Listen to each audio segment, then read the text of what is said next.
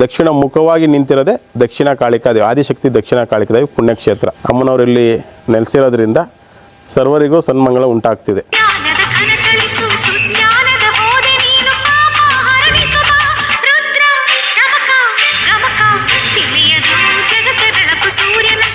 ಸ್ವಲ್ಪ ನಂದು ಹೋಟೆಲ್ ಇದೆ, ಅದೊಂದು ಸ್ವಲ್ಪ ಸಮಸ್ಯೆಯಲ್ಲಿತ್ತು. ಬೇರೆ ಇನ್ನೊಂದು ಹೋಟ್ಲು ಮಾಡಬೇಕು ಅಂತ ಅಂದ್ಕೊಂಡಿದ್ವಿ. ನಾವು ಎಷ್ಟು ನಂಬ್ತೀವೋ ಅದಕ್ಕೆ 10 ಪಟ್ಟು. ಎಲ್ಲರಿಗೂ ಒಳ್ಳೇದಾಗುತ್ತೆ, ಬನ್ನಿ ಒಂದ್ಸತಿ ಭೇಟಿ ಮಾಡಿ ಅಂತ ಹೇಳ್ತೀವಿ. ತುಂಬ ಒಳ್ಳೆಯದಾಗಿದೆ. ಏನೇ ಒಂದು ಕಷ್ಟ ಅಂತ ಇದ್ದರೂ ಅಮ್ಮ ಅಂತ ನೆನೆಸ್ಕೊಳಕ್ಕಾಗಿ ಆಗಲಿ, ಏನೇ ಒಂದು ಮಾಟ ಮದ್ಮ ಏನೇ ಇದ್ದರೂ ಕೂಡ ಇಲ್ಲಿ ಬಂದಮೇಲೆ ಒಂದು ತಡೆ ಹೊಡಿಸಿ ನಿಂಬೆಹಣ್ಣಿನ ಹರಕೆ ಕಟ್ಟುವುದರಿಂದ ಅವರ ಸ್ನೇಹಿತರೆ ನಮಸ್ಕಾರ. ಮತ್ತೊಂದು ವಿಡಿಯೋಗೆ ತಮ್ಮೆಲ್ಲರಿಗೂ ಆತ್ಮೀಯ ಸ್ವಾಗತ. ನಾವಿವತ್ತು ಬೆಂಗಳೂರಲ್ಲೇ ಒಂದು ವಿಶೇಷವಾಗಿರುವಂತಹ ದೇವಸ್ಥಾನದ ಹತ್ತಿರ ಇದ್ದೇವೆ. 41 ಅಡಿ ಎತ್ತರವಿರುವಂತಹ ಶ್ರೀ ಆದಿಶಕ್ತಿ ದಕ್ಷಿಣ ಕಾಳಿಕಾದೇವಿ ಅಮ್ಮನವರ ಪುಣ್ಯಕ್ಷೇತ್ರ ನರಸಿಂಹರಾಜಪುರ ಕಮ್ಮಸಂದ್ರ. ಈ ದೇವಸ್ಥಾನವು ತುಂಬಾ ಶಕ್ತಿಯುತವಾಗಿದ್ದು ಇಲ್ಲಿ ಒಡೆಯುವಂತಹ ತಡೆಯಿಂದ ನಿಮ್ಮ ಜೀವನದಲ್ಲಿರುವಂತಹ ಕಷ್ಟಗಳು, ನಕಾರಾತ್ಮಕ ಶಕ್ತಿಗಳು ಮತ್ತು ದೃಷ್ಟಿದೋಷ, ನರದೋಷ, ಶತ್ರುದೋಷ, ಸಾಲಬಾಧೆ, ವ್ಯಾಪಾರದಲ್ಲಿ ನಷ್ಟ, ವ್ಯವಹಾರದಲ್ಲಿ ಎಲ್ಲ ಜೀವನದಲ್ಲಿ ಅಡೆತಡೆಗಳನ್ನು ಇಲ್ಲಿ ಬಂದು ಒಂದು ತಡೆ ಒಡಿಸುವುದರಿಂದ ನಿಮ್ಮ ಜೀವನದಲ್ಲಿರುವಂತಹ ಕಷ್ಟಗಳು ಎಲ್ಲಾನು ಪರಿಹಾರ ಆಗುತ್ತೆ ಎನ್ನುವ ನಂಬಿಕೆಯೇ ಇಲ್ಲಿ ಬರುವಂತಹ ಜನರದ್ದು. ಇಲ್ಲಿ ಮತ್ತೊಂದು ವಿಶೇಷತೆ ಏನಂದರೆ, ನಿಮ್ಮ ಹರಕೆ ಕಟ್ಟುವುದು ತುಂಬ ಸುಲಭ. ಇಲ್ಲಿ ಒಂದೇ ಒಂದು ನಿಂಬೆಹಣ್ಣು ಕಟ್ಟಿದರೆ ಸಾಕು, ನಿಮ್ಮ ಜೀವನದ ಕಷ್ಟಗಳು ಎಲ್ಲ ಪರಿಹಾರ ಆಗುತ್ತೆ. ಈ ದೇವಸ್ಥಾನದಲ್ಲಿ ಪ್ರತಿ ಶುಕ್ರವಾರ ಸಂಜೆ ಹೇಳಿಕೆ ಇರುತ್ತೆ. ನೀವು ದೇವರ ಮುಂದೆ ಕೂತರೆ ಸಾಕು, ನಿಮ್ಮ ಕಷ್ಟಗಳಿಗೆ ಪರಿಹಾರವನ್ನು ದೇವರೇ ಸೂಚಿಸುತ್ತದೆ. ಇದನ್ನೆಲ್ಲ ಈ ವಿಡಿಯೋದಲ್ಲೇ ತಿಳಿದುಕೊಳ್ಳೋಣ. ಆದರೆ ಅದಕ್ಕಿಂತ ಮುಂಚೆ ನೀವಿನ್ನೂ ನಮ್ಮ ಚಾನಲ್ಗೆ ಸಬ್ಸ್ಕ್ರೈಬ್ ಮಾಡ್ಕೊಂಡಿಲ್ಲ ಅಂದರೆ ದಯವಿಟ್ಟು ಸಬ್ಸ್ಕ್ರೈಬ್ ಮಾಡ್ಕೊಳ್ಳಿ, ಪಕ್ಕದಲ್ಲಿರೋ ಬೆಲ್ ಬಟನ್ನ ಕ್ಲಿಕ್ ಮಾಡಿ. ಈ ರೀತಿಯ ಕರ್ನಾಟಕದ ದೇವಸ್ಥಾನಗಳ ಕಥೆಗಳು, ಸಂಸ್ಕೃತಿಯ ವಿಚಾರಗಳು ನಿಮಗೆ ತಲುಪುತ್ತವೆ. ಇನ್ನೆಟ್ಟಡ ಇಲ್ಲಿರುವಂತಹ ಧರ್ಮದರ್ಶಿಗಳನ್ನ ಮತ್ತೆ ಇಲ್ಲಿ ಬಂದಿರುವಂತಹ ಜನರನ್ನು ಕೂಡ ಮಾತಾಡ್ಸೋಣ ಬನ್ನಿ. ಮೇಡಮ್ ನಮಸ್ತೆ, ನಿಮ್ಮ ಹೆಸರು? ನಮ್ಮ ಹೆಸರು ಸೌಮ್ಯ ಅಂತ. ಎಲ್ಲಿಂದ ಬಂದಿರೋದು? ನಮ್ಮದು ದಾವಣಗೆರೆ. ಇಲ್ಲಿ ಬಂದುಬಿಟ್ಟು 4 ಮಂತ್ಸ್ ಆಯಿತು ಬೆಂಗಳೂರಿಗೆ ಬಂದು. 4 ಮಂತ್ಸಿಂದನೂ ಕೂಡ ಅಮ್ಮನವ್ರಿಗೆ ಬರ್ತೀವಿ. ಅವಾಗಿಂದನೂ ನಮ್ಗೆ ತುಂಬ ಒಳ್ಳೆಯದಾಗಿದೆ. ಏನೇ ಒಂದು ಕಷ್ಟ ಅಂತ ಇದ್ದರೂ ಅಮ್ಮ ಅಂತ ನೆನೆಸ್ಕೊಳ್ರೆ ಸಾಕು, ನಾನಿದ್ದೀನಿ, ನಿನ್ನ ಪಕ್ಕದಲ್ಲೇ ನಾನಿದ್ದೀನಿ ಅಂತ ಹೇಳುತ್ತೆ. ಅಮ್ಮನಿಂದನೂ ಆಗಲಿ, ಇಲ್ಲಿ ಪೂಜಾರಿಂದಾಗಲಿ, ಏನೇ ಆಗಲಿ ಒಂದು ಕಷ್ಟ ಇದು ಆದರೂ ಮನೆಯವ್ರ ಥರ ಅವರು ಟ್ರೀಟ್ ಮಾಡ್ತಾರೆ. ತುಂಬ ಚೆನ್ನಾಗಾಗಿದೆ ಇಲ್ಲಿ ಬಂದಮೇಲೆ. ಎಲ್ಲ ಪೂಜೆ ಹೇಳಿಕೆ ವಾರ ಹೇಳಿಕೆ ಇರುತ್ತೆ. ನಾವು ಎಷ್ಟೊತ್ತಲ್ಲಿ ಬಂದರೂ ಕೂಡ ನಮಗೆ ಇಲ್ಲಿ ಚೆನ್ನಾಗಿ ರೆಸ್ಪಾನ್ಸ್ ಮಾಡ್ತಾರೆ. ಈ ಬರೋರ್ಗೆ ಏನು ಹೇಳ್ತೀರಿ? ತುಂಬ ಚೆನ್ನಾಗಿದೆ, ಇನ್ನೂ ಬರಲಿ ಜನ ಅಂತ ಹೇಳ್ಕೊತೀನಿ. ಏನಕ್ಕಂದರೆ ಅವ್ರಿಗೂ ಕಷ್ಟ ಅಂತ ಇರುತ್ತೆ, ಕಷ್ಟ ಎಲ್ಲ ಪರಿಹಾರ ಆಗುತ್ತೆ. ಇಲ್ಲಿ ತಡೆಕಾಯಿ ಆಗಲಿ, ಏನೇ ಒಂದು ಮಾಟ ಮದ್ಮ ಏನೇ ಇದ್ದರೂ ಕೂಡ ಇಲ್ಲಿ ಬಂದಮೇಲೆ ಒಂದೇ ಕ್ಷಣದಲ್ಲೂ ಇರಲ್ಲ. ಅಮ್ಮನ ನಂಬ್ಕೊಂಡು ಬಂದರೆ ತಡೆಕಾಯಿ ಇರುತ್ತೆ, ತಡೆ ಹೊಡಿತಾರೆ, ಗಾಡಿಗಾಗಿ ಎಲ್ಲ ಚೆನ್ನಾಗಾಗುತ್ತೆ ಇಲ್ಲಿ. ಈ ದೇವಸ್ಥಾನಕ್ಕೆ ಬಂದಾಗಿದ್ದ ನಿಮ್ಗೆ ಏನೇನು ಅನಿಸ್ತಿದೆ? ಎಷ್ಟು ದಿವಸದಿಂದ ಬರ್ತಾ ಇದ್ದೀರಿ? ಇವಾಗ ನಾವು ಬೆಂಗಳೂರಿಗೆ ಬಂದಾಗಿಂದ ಬರ್ತಾಯಿದ್ದೇವೆ ಸರ್. ಇಲ್ಲಿಗೆ ಒಂದು 4 ತಿಂಗಳಾಯಿತು. ಬಂದಾಗಿಂದ ಎಲ್ಲ ಚೆನ್ನಾಗಿ ಒಳ್ಳೆಯದಾಗಿದೆ. ಅಮ್ಮನ ಪಾದಕ್ಕೆ ಬಿದ್ದಾಗಿಂದನೇ ಎಲ್ಲ ಚೆನ್ನಾಗಾಗಿದೆ ಸರ್, ಎಲ್ಲ ಒಳ್ಳೆಯದಾಗಿದೆ. ಎಲ್ಲ ಬಂದಾಗ ಏನೂ ದುಡಿಮೆ ಇದ್ದಿಲ್ಲ, ಬಂದಮೇಲೆಲ್ಲ ಚೆನ್ನಾಗಾಗಿದೆ, ದುಡಿಮೆ ಆಗಿದೆ. ಈಗ ಬಂದಮೇಲೆ ಒಂದು ಗಾಡಿ ತೊಗೊಂಡಿದ್ದೀವಿ, ಮತ್ತೊಂದು ಗಾಡಿನ, ಎಲ್ಲ ಚೆನ್ನಾಗಾಗಿದೆ. ಪೂಜೆ ವಾರ ಬರ್ತೀವಿ ಸರ್ ಅಷ್ಟೇ, ಪೂಜೆಗಳೆಲ್ಲ ಮಾಡ್ತೀವಿ. ವಾರ ಹೇಳಿಕೆ ಆಗುತ್ತೆ. ಅಮ್ಮನ ಹತ್ರ ಏನಾದರೂ ಇದ್ದರೆ ಎಲ್ಲ ಕೇಳ್ತೀವಿ, ಅಮ್ಮ ಹೇಳ್ದಂಗೆ ಮಾಡ್ತೀವಿ. ಸರ್ ನಮಸ್ತೆ. ನಮಸ್ಕಾರ ಸರ್. ಎಲ್ಲಿಂದ ಬಂದಿದ್ದೀರಿ? ಸರ್ ವಿದ್ಯಾರಣ್ಯಪುರ ಯಲಹಂಕದಿಂದ. ಈ ದೇವಸ್ಥಾನಕ್ಕೆ ಎಷ್ಟು ದಿವಸದಿಂದ ಬರ್ತಾ ಇದ್ದೀರಿ? ಸರ್ ಹೆಚ್ಚು ಕಮ್ಮಿ ಒಂದು 4-5 ತಿಂಗಳಿಂದ ಬರ್ತಾಯಿದ್ದೀವಿ ಸರ್. ಇಲ್ಲಿ ಬಂದಾಗಿದ್ದ ಏನಾದರೂ ಒಳ್ಳೆಯದಾಗಿದೆಯಾ? ಸರ್ ಸಾಕಷ್ಟು ವಿಚಾರವಾಗಿ ಒಳ್ಳೆಯದಾಗಿದೆ. ನನ್ನ ಒಂದು ಕೆಲವೊಂದು ಬಿಸ್ನೆಸ್ ಎಲ್ಲ ಸ್ವಲ್ಪ ಏಳಿಗೆ ಆಗಿದೆ, ಎಲ್ಲ ಸ್ವಲ್ಪ ಸ್ಟ್ರಕ್ ಆಗಿತ್ತು. ಸೊ ಪರವಾಗಿಲ್ಲ ಸರ್, ಇಲ್ಲಿ ಬಂದಮೇಲೆ ಅಮ್ಮನ ಆಶೀರ್ವಾದದಿಂದ ಎಲ್ಲ ಒಂದೊಂದೇ ಕೈಗೂಡ್ತಾ ಇದೆ ಸರ್. ಏನೇನು ಅಂದ್ಕೊಂಡಿದ್ರಿ, ಏನೇನಾಗಿದೆ? ಸರ್ ನಂದು ಬಿಸ್ನೆಸ್ ಸ್ವಲ್ಪ ನಂದು ಹೋಟೆಲ್ ಇದೆ, ಅದೊಂದು ಸ್ವಲ್ಪ ಸಮಸ್ಯೆಯಲ್ಲಿತ್ತು, ಅದೊಂದು ಕ್ಲಿಯರ್ ಆಗಿದೆ. ಮತ್ತು ಈಗ ಬೇರೆ ಇನ್ನೊಂದು ಹೋಟ್ಲು ಮಾಡಬೇಕು ಅಂತ ಅಂದ್ಕೊಂಡಿದ್ದೀವಿ. ಅಮ್ಮನ ಆಶೀರ್ವಾದ ಆಗಿದೆ. ಸೊ ಮಗಳದು ಎಜುಕೇಷನ್ ಬಗ್ಗೆ ಕೇಳಿದ್ವಿ, ಸೊ ಅದು ಅನುಕೂಲ ಆಗಿದೆ. ಸೊ ಒಳ್ಳೆಯದಾಗಿದೆ ಸರ್. ನನಗಿಲ್ಲಿ ಸಾಕಷ್ಟು ರೀತಿಯಲ್ಲಿ ಅಮ್ಮ ಆಶೀರ್ವಾದ ಮಾಡಿದ್ದಾರೆ. ಬರೋರ್ಗೆ ಏನು ಹೇಳ್ತೀರಿ ಸರ್? ಸರ್ ತುಂಬ ಒಳ್ಳೆಯ ಶಕ್ತಿ ಇದೆ ಅಮ್ಮಂದಿಲ್ಲಿ, ಶಕ್ತಿ ಇದೆ. ನಾವು ಎಷ್ಟು ನಂಬ್ತೀವೋ ಅದಕ್ಕೆ 10 ಪಟ್ಟು ಅಮ್ಮ ನಮ್ಮ ಕೈ ಹಿಡಿತಾರೆ ಸರ್. ನಾವು ಬೈಂದಳ್ಳಿಯಿಂದ. ಇಲ್ಲಿಗೆ ಎಷ್ಟು ದಿವಸದಿಂದ ಬರ್ತಾ ಇದ್ದೀರಿ? ಬಂದಾಗಿದ್ದ ಏನೇನು ಒಳ್ಳೆಯದಾಗಿದೆ? ನಾವು 3 ವಾರ ಆಯಿತು ಬಂದು.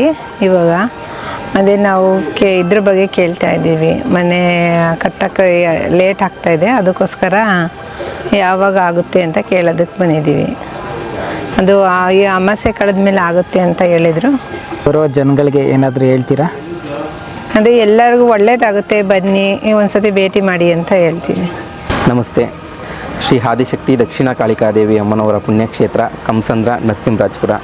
ಈ ಕ್ಷೇತ್ರದಲ್ಲಿ ಅಮ್ಮನವರಿಗೆ ವಿಶೇಷವಾಗಿ ಮಂಗಳವಾರ, ಶುಕ್ರವಾರ, ಅಮಾವಾಸ್ಯೆ, ಹುಣ್ಣಿಮೆ ಒಂದು ವಿಶೇಷ ಪೂಜೆ ಇರುತ್ತೆ. ಅಮ್ಮನವರ ಉತ್ಸವಗಳಿರುತ್ತೆ. ಪ್ರತಿದಿನ ಅನ್ನದಾಸೋಹ ನಡೀತಿದೆ. ಈ ಕ್ಷೇತ್ರದಲ್ಲಿ ಅತಿ ಮುಖ್ಯವಾದದಂದರೆ ಈ ಕ್ಷೇತ್ರಕ್ಕೆ ಬಂದು ನಿಂಬೆಹಣ್ಣಿನ ಹರಕೆ ಕಟ್ಟುವುದರಿಂದ, ತಡೆ ಒಡಿಸಿ ನಿಂಬೆಹಣ್ಣಿನ ಹರಕೆ ಕಟ್ಟುವುದರಿಂದ ಅವರ ಹರಕೆಗಳು ಫಲಿಸುತ್ತಿವೆ. ನಿಂಬೆಹಣ್ಣಿನ ದೀಪ, ಕುಂಬಳಕಾಯಿ ದೀಪ, ಬೆಲ್ಲದ ದೀಪ ಹಚ್ಚುವುದರಿಂದ ಆ ತಾಯಿಗೆ ಸಕಲ ಭಕ್ತಾದಿಗಳಿಗೂ ಒಳ್ಳೆಯದಾಗ್ತಾ ಇದೆ. ಪ್ರತಿದಿನ ಅನ್ನದಾಸೋಹ ನಡೀತಾ ಇದೆ. ಈ ಕ್ಷೇತ್ರದಲ್ಲಿ ತಡೆ ಓಡಿಸುವುದರಿಂದ ಅವರ ಕಷ್ಟಗಳು ಪರಿಹಾರ ಆಗ್ತಾ ಇದೆ. ಶ್ರೀ ಆದಿಶಕ್ತಿ ದಕ್ಷಿಣ ಕಾಳಿಕಾದೇವಿ ದೇವಸ್ಥಾನ ಅಮ್ಮನವರ ಪುಣ್ಯಕ್ಷೇತ್ರ ಕಂಸಂದ್ರ. ಈ ದೇವಸ್ಥಾನದ ಇತಿಹಾಸ ಸ್ವಲ್ಪ ತಿಳಿಸ್ಕೊಡ್ತೀರಾ? ಶ್ರೀ ಕಾಳಿಕಾದೇವಿಗೆ ಜೈ.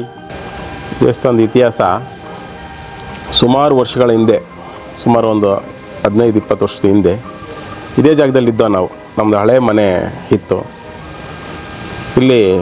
ನಾವು ರಾತ್ರಿ ಮನಗದೆ ಬೆಳಗ್ಗೆ ಎದ್ದರೆ ಹೆಂಗಪ್ಪ ನಮ್ಮ ಜೀವನ ಅನ್ನೋ ಮಟ್ಟಕ್ಕಿತ್ತು.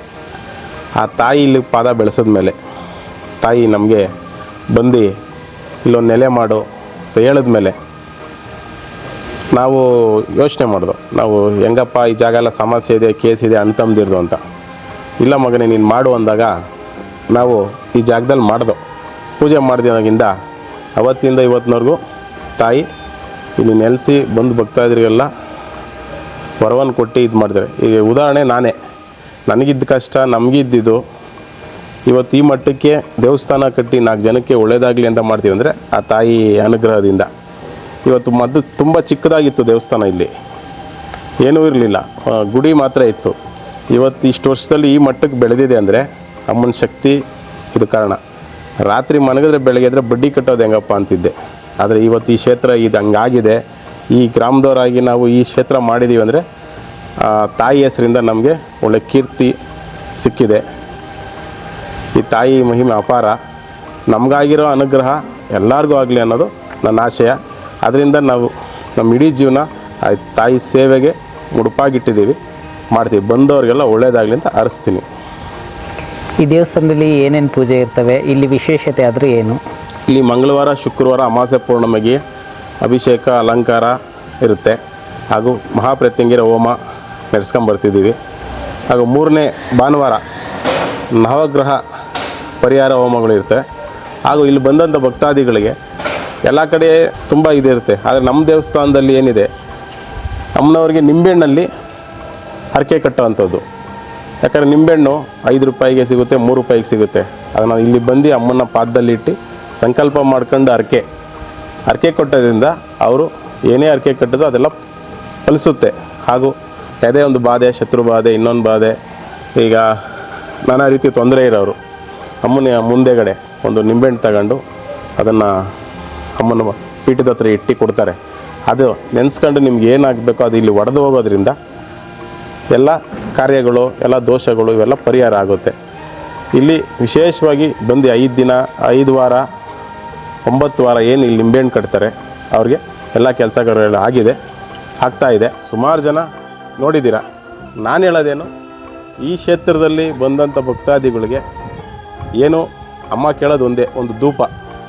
ನೀನು ಆ ಹರಕೆ ಮಾಡ್ಕೊ, ಈ ಹರಕೆ ಮಾಡು, ಅದು ಕೊಡು, ಇದು ಕೊಡು, ಇಲ್ಲಿಲ್ಲ, ಏನೂ ಇಲ್ಲ. ಒಂದು ಧೂಪ ಅಷ್ಟೇ, ಒಂದು ಊದುಗಡ್ಡಿ ಆಗಲಿ, ಒಂದು ಕರ್ಪೂರ ಆಗಲಿ. ಅಮ್ಮ ಕೇಳೋದು ಅದೇ. ನಾವು ಇಷ್ಟು ವರ್ಷ ಅದೇ ಮಾಡ್ಕೊಂಬಂದಿರೋದು. ಆದರೆ ಆ ತಾಯಿ ನಡೆಸಿದೆ ಇಷ್ಟೆಲ್ಲ ಕೆಲಸ ಕಾರ್ಯ ದೇವಸ್ಥಾನದಲ್ಲಿ ಮಾಡ್ತಾಯಿದ್ದೀವಿ. ಇನ್ನು ಮುಂದೆ ಎಲ್ಲ ಮಾಡ್ತೀವಿ. ಆ ತಾಯಿ ನಮಗೆ ಅನುಗ್ರಹ ಮಾಡ್ತಾಯಿದ್ದೀವಿ. ಇಲ್ಲಿ ಕೇಳಿರೋ ಮಟ್ಟಿಗೆ ಜನಗಳು ತಡೆ ಓಡಿಸೋದ್ರಿಂದ ಏನೇನು ಆಗುತ್ತೆ? ತಡೆ ಓಡಿಸೋದ್ರಿಂದ ಅದೇ ದೃಷ್ಟಿ ದೋಷಗಳಾಗ್ಬೋದು, ಇಲ್ಲ ಎಲ್ಲರೂ 3 ದಾರಿ ದಾಟಿರೋದು, ಇಲ್ಲ ದುಸ್ವಪ್ನಗಳು, ಇಲ್ಲ ಅದೇನೋ ಈಗ ಬ್ಲ್ಯಾಕ್ ಮ್ಯಾಜಿಕ್ ಎಲ್ಲ ಹೇಳ್ತಾರೆ. ಅಂಥವೆಲ್ಲ ಮಾಡಿರೋವಂಥದ್ದಲ್ಲಿ ಈ ಅಮ್ಮನ ಹತ್ರ ತಡೆ ಓಡಿಸ್ಕೊಳೋದ್ರಿಂದ ಅದೆಲ್ಲ ಪರಿಹಾರ ಆಗುತ್ತೆ. ಅದು ಬರಬೇಕು ಅಷ್ಟು ದಿನ ಇಷ್ಟು ದಿನ ಇಲ್ಲ, ಅಮ್ಮನ ಹತ್ರ ಒಂದು ಸಂಕಲ್ಪ ಮಾಡಿ ನಿಂಬೆಹಣ್ಣು ಕಟ್ಟಿ ಒಂದು ತಡೆ ಓಡಿಸೋದ್ರಿಂದ ಅವ್ರಿಗೆಲ್ಲ ಪರಿಹಾರ ಆಗುತ್ತೆ. ಇಲ್ಲಿ ಏನು ಕಂಡೀಷನ್ಸು ಇಷ್ಟು ಬರಲೇಬೇಕು, ಇಷ್ಟು ಇದು ಮಾಡಬೇಕು ಅನ್ನೋದೇನಿರಲ್ಲ. ಇಲ್ಲಿ ಕಂಡೀಷನ್ಸ್ ಯಾವುದೂ ಇಲ್ಲ. ಅಮ್ಮನ ದರ್ಶನ, ಅಮ್ಮನಿಗೊಂದು ಧೂಪ, ಇಷ್ಟು ಬಿಟ್ಟರೆ ಇಲ್ಲೇನು ಬೇರೆ ಏನೂ ಇದಿಲ್ಲ. ಅವ್ರಿಗೆ ಒಳ್ಳೇದಾಗ್ತಾರೆ, ಜನ ಬರ್ತಾ ಇದ್ದಾರೆ, ಹೋಗ್ತಾ ಇದ್ದಾರೆ, ಎಲ್ಲ ಒಳ್ಳೇದಾಗ್ತಿದೆ. ನಮಗಾಗಿರೋ ಅನುಗ್ರಹ ಅಮ್ಮನ ಅನುಗ್ರಹ ಆದಮೇಲೆ ನಾವು ಒಂದು ಗಾಡೀಲಿ ಓಡಾಡ್ತೀವಿ, ಸೇವೆ ಮಾಡ್ತೀವಿ. ಅದು ಭಾಗ್ಯ ನನಗೆ ಸಿಕ್ಕಿದೆ, ಆ ಭಾಗ್ಯ ಎಲ್ಲರಿಗೂ ಸಿಗಲಿ ಅಂತ ಹಾರೈಸ್ತೀನಿ. ಇಲ್ಲಿಗೆ ಬಂದಂತಹ ಭಕ್ತಾದಿಗಳು ಮತ್ತು ಧರ್ಮದರ್ಶಿಗಳ ಮಾತು ಇದಾಗಿತ್ತು. ಸ್ನೇಹಿತರೆ, ಈ ವಿಡಿಯೋ ನಿಮಗೆ ಇಷ್ಟ ಆದರೆ ಈ ವಿಡಿಯೋಗೊಂದು ಲೈಕ್ ಮಾಡಿ, ಶೇರ್ ಮಾಡಿ, ನಿಮ್ಮ ಸ್ನೇಹಿತರಿಗೆ, ಫ್ಯಾಮಿಲಿಗೆ ಕಳಿಸಿ. ಯಾಕಂದರೆ ಬೆಂಗಳೂರಿನ ವಿಶೇಷವಾಗಿರುವಂಥ ದೇವಸ್ಥಾನದ ಬಗ್ಗೆ ಅವರಿಗೂ ತಿಳಿಯಲಿ. ನೀವಿನ್ನೂ ನಮ್ಮ ಚಾನಲ್ಗೆ ಸಬ್ಸ್ಕ್ರೈಬ್ ಮಾಡ್ಕೊಂಡಿಲ್ಲ ಅಂದರೆ ದಯವಿಟ್ಟು ಇದೇ ಕ್ಷಣ ಸಬ್ಸ್ಕ್ರೈಬ್ ಮಾಡ್ಕೊಳ್ಳಿ. ಬೆಲ್ ಐಕಾನ್ ಕೂಡ ಕ್ಲಿಕ್ ಮಾಡಿ. ಮುಂದಿನ ವಿಡಿಯೋದಲ್ಲಿ ಕರ್ನಾಟಕದ ಮತ್ತೊಂದು ಅದ್ಭುತ ದೇವಸ್ಥಾನದ ಕತೆ ತಗೊಂಡು ಬರ್ತೀನಿ. ನಿಮ್ಮ ಅನಿಸಿಕೆ, ಅಭಿಪ್ರಾಯ, ಸಲಹೆಗಳನ್ನು ಕಮೆಂಟ್ನಲ್ಲಿ ತಿಳಿಸಿ. ದೇವಸ್ಥಾನದ ಬಗ್ಗೆ ನಿಮಗೆ ಗೊತ್ತಿರೋ ಇನ್ಯಾವುದಾದರೂ ವಿಶೇಷ ಸಂಗತಿ ಇದ್ದರೆ ಖಂಡಿತ ಕಾಮೆಂಟ್ ಮಾಡಿ. ಅಲ್ಲಿಯ ತನಕ ಜೈ ಹಿಂದ್, ಜೈ ಕರ್ನಾಟಕ ಮಾತೆ.